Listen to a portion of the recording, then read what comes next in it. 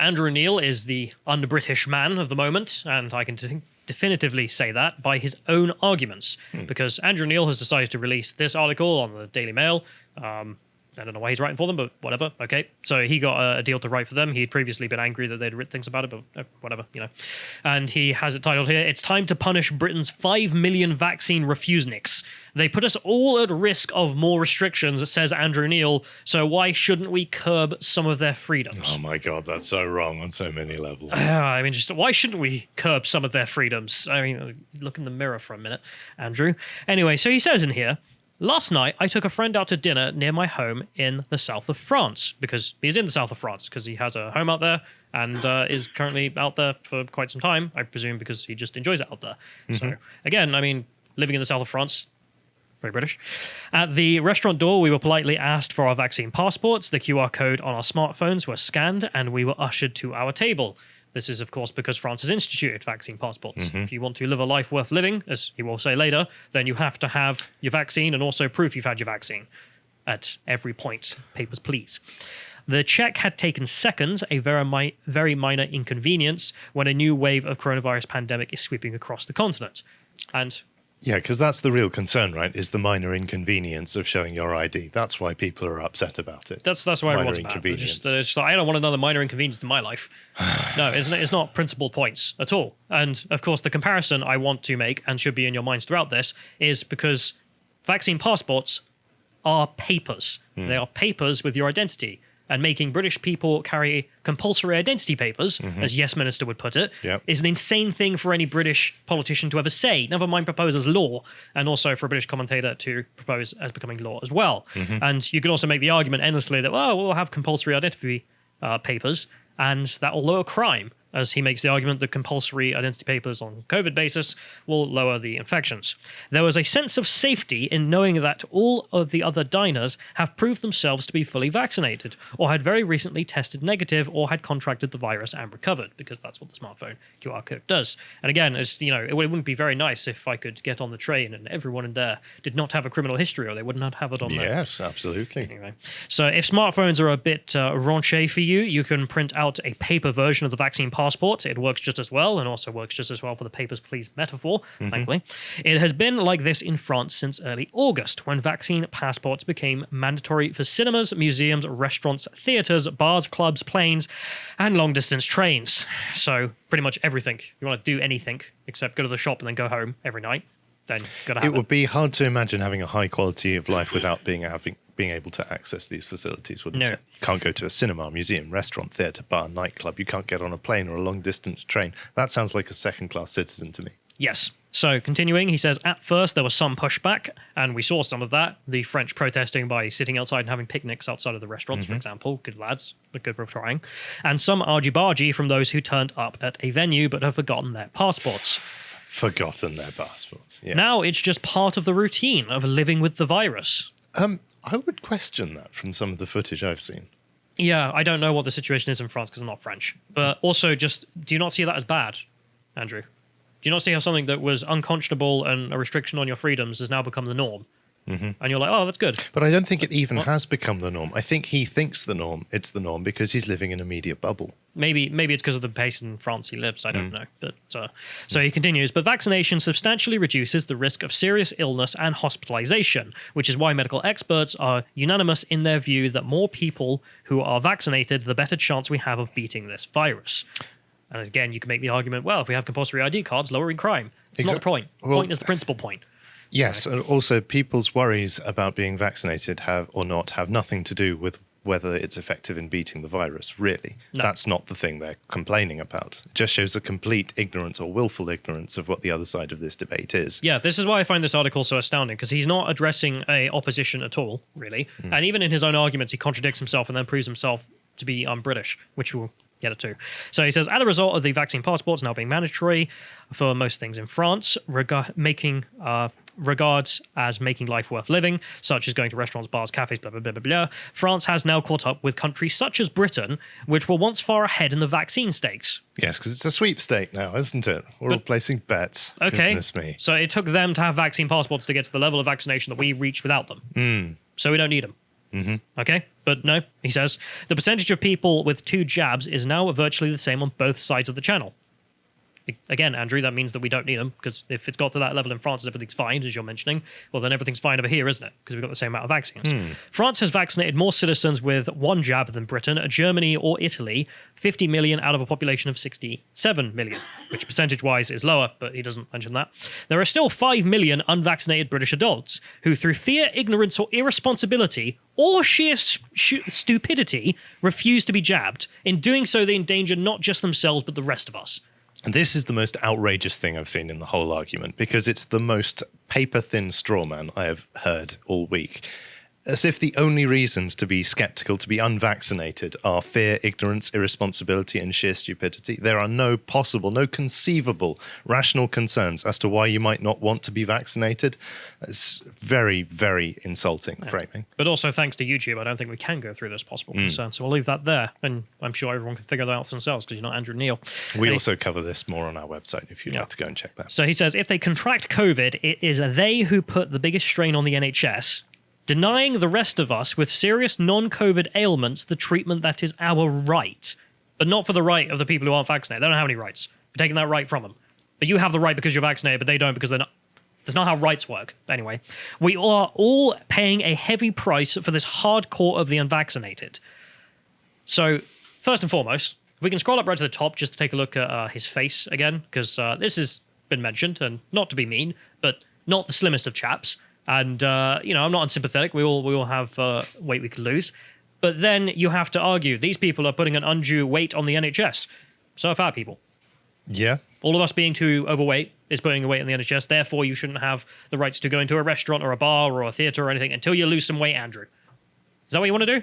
No, of course not. Anyway, but also just the science argument of this as well is just wrong. So he mentions, for example, that it's the unvaccinated who are putting some unbelievable weight on the NHS. If we go to the next one, this is full fact.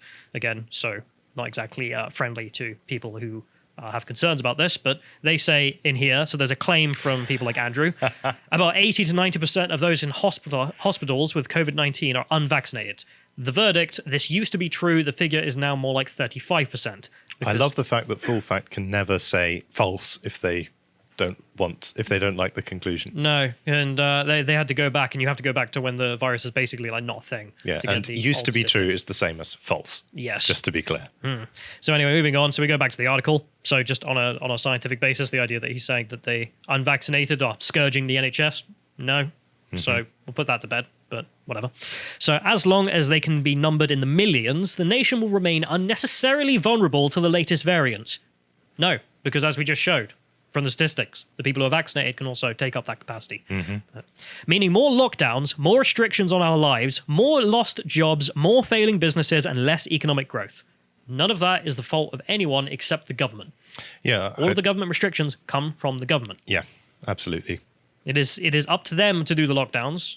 Does it stop the virus? Did it help stop the virus? There is no evidence of that. Well, it's like saying to someone, you either do what I say or you get punished. Yeah. But even here, it's just like, here's the proposal for a policy. Okay, well, it didn't work last time, but we're just going to do it anyway. Like, right, okay. You are not taking this seriously. All of which will follow the government's introduced so-called Plan B of enhanced restrictions this week. Of course, there is a small number of people who, for medical reasons, cannot be vaccinated. So this is this, one olive branch, let's say. One small piece of good faith glimmers through this foul article. Those in that category can be identified and helped with regular testing to make sure they're COVID-free. So those who can't will just have to put stuff up their nose for the rest of their lives is the solution. But for the rest, it is simply selfish not to be vaccinated. We all have a responsibility to act in ways that don't just protect our own health, but that of others. And he says, I am not, however, in favor of compulsory vaccination. Why not? Yeah. We just ran through your line of logic, which we're all used to, so that's why I'm not spending too much time on it, which is pandemic bad, and vaccines will save us. Not enough vaccines. The more vaccines that, if we get to 100%, then the whole thing will be gone. It's not true, but okay. Therefore, make it that you have to have papers to go to a restaurant so more people will take the vaccine. but I'm not in favor of compulsory vaccinations. Why? What's his possible argument? Is he going to appeal to the science trademark? No, he is going to appeal to it being un-British. He says, I was relieved to hear Health Secretary Sajid Javid say it would be unethical to make jabs compulsory after some were misinterpreted the Prime Minister's call for a conversation about way forward. He says, there is something very un-British about compulsory vaccination. But papers, please. To go to a restaurant, bar, nightclub, train, plane, all the rest of it, that's not un-British. Compulsory identity papers to be carried by every British citizen is not an un-British thing to do, but compulsory vaccinations, that would be un-British. It's like, Andrew. It's quite hard to see what line's being crossed. This is his only argument as well. Yeah. Because we've laid out, the typical part of just, science. And it's like, right, well, that doesn't back you up anyway, but whatever. And then this is his argument for like where the line is drawn. Because where do you draw the line? And he draws it on the basis of what is un-British. The compulsory carrying of identity papers is un-British as well, Andrew. Right. But he continues, I don't understand how you do it in a free society. The compulsory identity papers would be perfectly fine with a free society. Right. Are we really going to round up the unvaxxed, strap them to a chair, and stick needles in their arms against their will? No, because, as you rightly say, it would be un-British. And we even have an example of this just in the world before COVID. Remember the dark times? The dark times? That's a long time ago Anyway, now. so we go to the next one. This is just a British medical journal talking about the idea of making MMR vaccines compulsory. Oh, right. MMR being far more rock solid on the point of this is really going to cause problems for your child if you don't give it to them. Also, you should really give it to them. And it's not compulsory. You don't have to. Really? Because, well, it's not the British thing to do. Exactly. And as mentioned in here, the uptake on measles, mumps, and rubella vaccine in the UK is 94% for the first dose, but this drops to 87% for the second dose, which falls short of the 95% needed to produce herd immunity. And they're arguing about making it compulsory back in the day, back before COVID tyranny. And she argues, passing a law that stops children from attending nursery or school unless their vaccinations are up to date, or that they are medically exempt, would allow free choice while protecting vulnerable children. And this is laughed at. Like, this is mocked by everyone else in this discussion here. And because it's absurd. And everyone rightly back, 2 years ago or whatever it was, saw this kind of idea as absurd. And Andrew Neil today is like, no, we need vaccine passports. They say in here, as mocking it, would parents still trust the NHS and healthcare professionals if GP data were used to decide whether a child was admitted to school or whether family were allowed certain welfare benefits? No such concerns these days. No. It's all been thrown out. If a school entry were denied, some parents may resort to homeschooling. And if vaccination were attached to welfare benefits, it would be the less well-off but determined parents who would suffer disproportionately. Again, such concerns, you don't hear them. Yeah, You never hear them. and this wasn't like 20 years ago. This is 2019. Yeah, you can see the date there. And then the last part here being the British part, because this is what happened. They welcome a recent House of Lords debate that favoured improving services rather than compulsion, because compulsion on this basis was not right. It's considered not proper by the House of Lords. Because it isn't. Because it's not. And yet, 2 years later, we even have Andrew Neil who's, calling himself a conservative, being like, no, it's the proper thing to do. But, just idiot. Anyway, moving on from this also brings into the other point which I wanted to mention, which I found funny, which is NHS staff can refuse to treat racist or sexist patients under new rules. So this was 2020, but who defines that as well? Very good question. They say it can also include homophobic, sexist, or racist remarks. Can get you barred from that care. So I'll start looking through your tweets soon. Because I've also seen Tom Harwood and whatnot are promoting the idea that not only should we bring in vaccine passports, but also if you refuse to get the vaccine, you shouldn't be treated in hospital. Right. So that's why I'm mentioning this. It's like, same thing, same goddamn thing, where you're just like, I'm just going to make some arbitrary rules about when your rights are taken away from you. Remember, you're forced to pay for the NHS. Yeah. I mean, I saw him saying, imagine if you were forced to pay for your medical bills. I was like, we already do. Yeah. By definition. It's taken out of your taxes. Anyway, so also there's some people may be wondering, well, okay, no, it'll just be racists and sexists who get kicked out because, I don't know, maybe a leftist is watching. Well, let me introduce you to the king of the Islam race, Mr. Robin Lomlinson, or whatever other fake name we have to use these days. And, okay, he walks in, now what? Because people have seen the footage recently in which he can't even go to like a chicken shop without the employees being like, nah, racist man, not serving him. Can you not? Wow. Yeah. So I can't imagine the nurses are going to be reasonable or liberal about the whole thing either. So something to keep in mind. Anyway, also moving on, we go to the next one, which is just to mention the fact that Andrew Neil not the slimmest of chaps, but you can also look back to him in 2019 as well.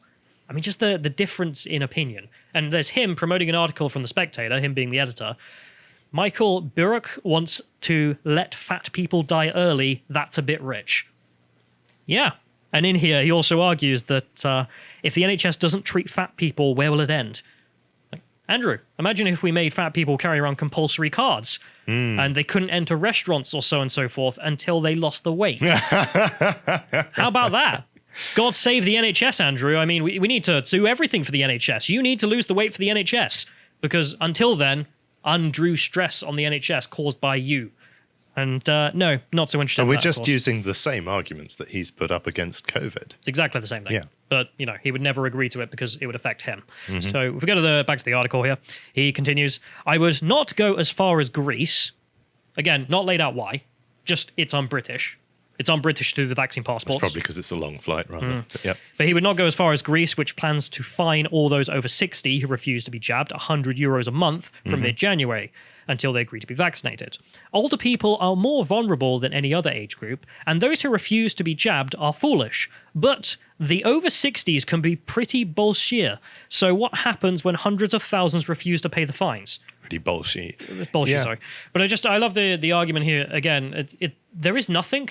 This is why I find it absurd that he is engaged with nothing, because his argument as follows for that part, why he wouldn't do this, because it's un-British, but also because they might not agree to it. No one wants to agree to the vaccine passports. What's the public approval on that? Don't ask YouGov. They'll say 72% or whatever it is. I think there wasn't there a poll on this that was quickly taken down by GB News that showed something like 90% against. Yeah, who were just like bugger off. I think it was GMB who did that one. GMB. So, yes, you're right. Sorry. He also says, under Plan B, vaccine passports will be required for entry to nightclubs and at major gatherings, large venues. It will not be difficult to extend them French style to public places, including restaurants, pubs, and bars and essential shops. Yes. Which is why we oppose them anywhere, because it is a small step from being like, it's only nightclubs, it's only pubs, it's only the shop where you get your food, and now you can't go there, like Lithuania. It would give those of us who've done the right thing more protection from those who've not. Pause for thought. Like, that doesn't justify it. Again, there's no argument there other than just, I like it. Like, I just like these restrictions. And who's determining what is the right thing? Where does it stop? Because the government could determine for any kind of thing what is the right decision to take and what is the wrong decision to take. And the right thing will be doing what the government tells you. The wrong thing will be non-compliance. The right thing, Andrew Neil, is for you to carry that identity card so we can find you on the spot whenever you commit a crime, like the Germans. Right. Or the fat passports, as we said earlier. All that too. I'm not impressed by those who claim that this is an erroneous assault Egregious assault on our freedoms. Liberty is not the same as unbridled license to do what you want, which is the road to anarchy. So he just says anything beyond what I accept is an egregious assault against liberty and freedoms. But what I have proposed, that's not an egregious assault on liberty and freedoms. Why? Because, again, there's just nothing. There is no reasoning here. You can't shout fire in a crowded cinema if there is no fire. Real liberty for all involves a balance between rights and responsibilities. Yes, and rights are rights. They can't just be taken away because, well, I feel like it would be good. Yeah, real liberty is complying with what you're told. But real liberty, especially British liberty, is carrying compulsory papers. Yeah. Again. But it's a very different world to 2019, isn't it? There's no other argument in here other than just I like these kinds of restrictions. So my right to visit certain African countries is balanced by my responsibility to be inoculated against yellow fever before I go. You cannot practice medicine without being vaccinated against hepatitis B. Sure, you can put restrictions in place for stuff like that. For other countries, it's them who say you're not coming in. And, well, you have no right to their country. Not born there. You're British.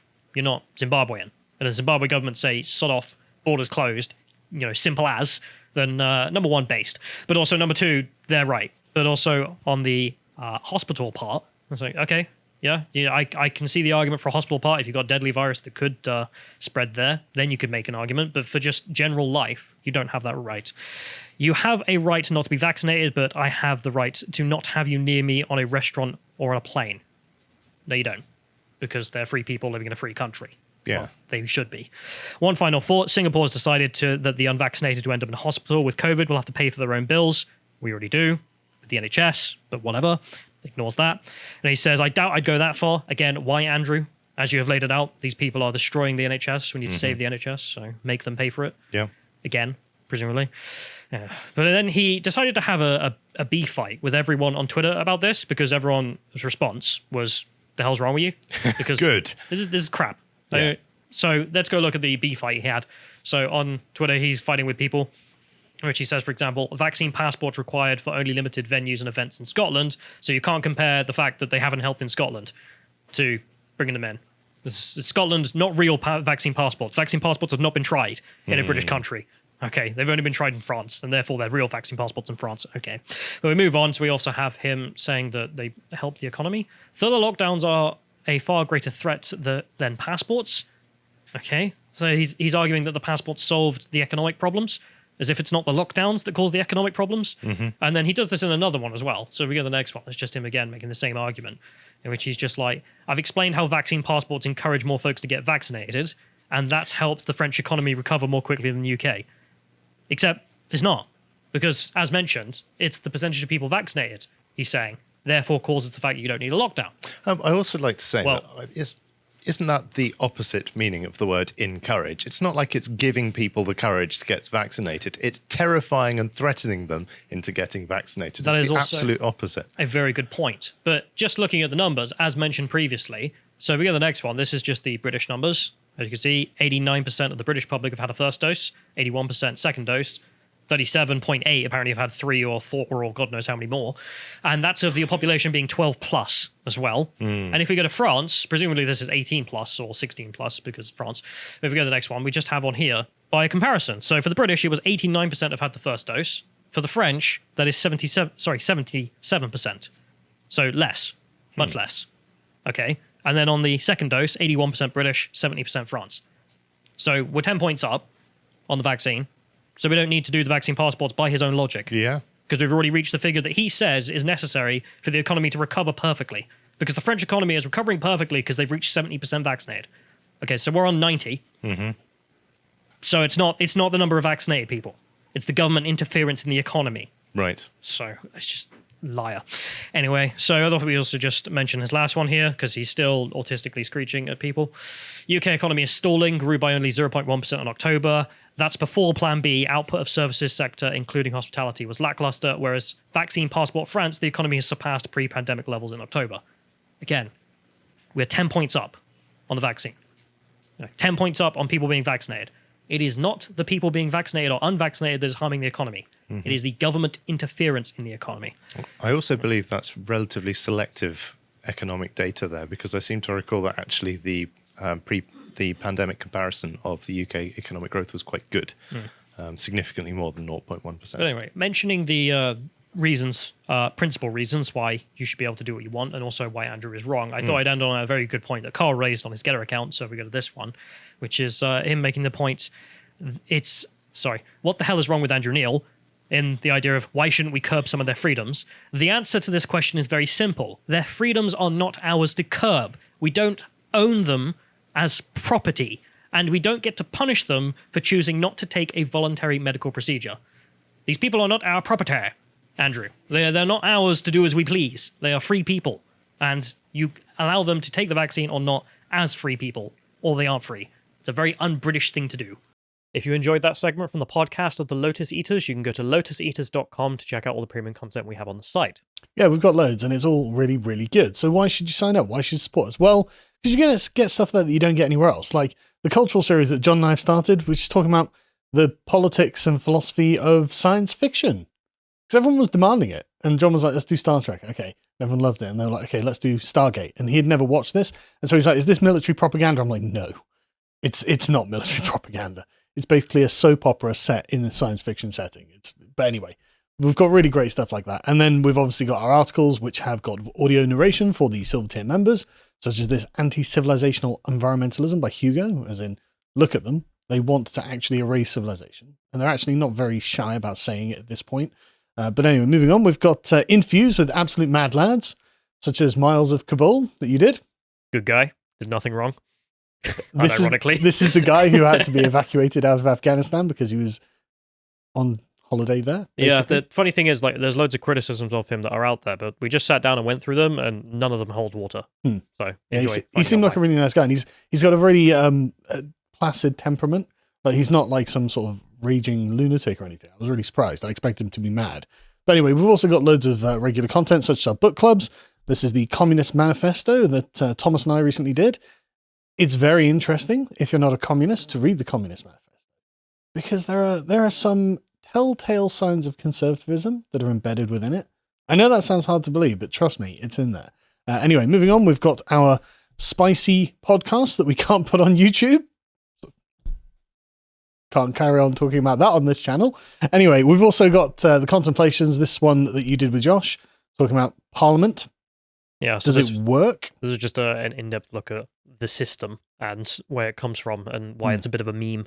As mentioned, like the House of Lords. Why does that exist? It's literally just because like the Lords, the Burgesses and the priests and whatnot didn't want to sit with all the barons and whatnot. So they just separated into two groups in the King's Chamber, and then that became the two houses. And that's how the system works. Yes. Amazing. And finally, we've got the epochs that Bo and I do every week. This was an amazing one. This was A Life of General Gordon. And I'm really glad I get to juxtapose this with the interview with Miles of Kabul, because you can see that these two characters, these two people, are cut from exactly the same cloth. Like deeply Christian, like crazy adventurers, love living a life of danger. And the life of Gordon of Khartoum is honestly a real thrill a minute. Right now, I didn't know anything about him either, so Bo's taking me through what happened, and I was just wrapped. I had such a great time. But anyway, there we go. Now, if you want to check us out on Alt Tech, be sure to follow us on Getter. So there's getter.com, and the @ there being lotuseaters_com, because lotuseaters.com didn't work on the @ but it is the name. You can't put dots in the @ names. But anyway, go and follow us on Getter. And if you'd like to get access to all that premium content or all the free stuff we also have on the website, go to lotuseaters.com and subscribe. Thank you.